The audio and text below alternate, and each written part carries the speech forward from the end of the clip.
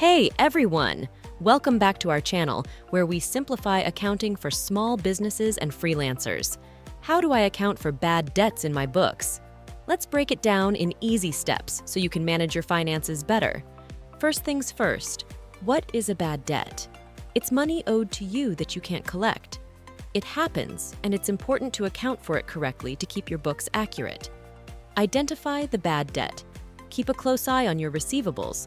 If you've made repeated attempts to collect and it's clear the debt won't be paid, it's time to classify it as bad debt. Use the direct write-off method or the allowance method. Let's focus on the direct write-off method. When you're certain a debt won't be paid, you'll debit your bad debt expense and credit accounts receivable. This reflects the loss in your financial statements.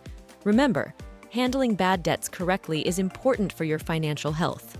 It ensures your profit and loss statement and balance sheet are accurate, giving you a true picture of your financial situation. Finally, always review your accounts receivable regularly.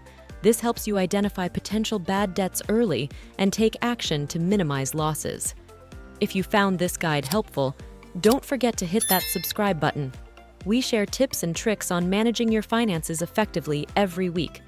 Subscribe now to stay updated and keep your business's financial health in check.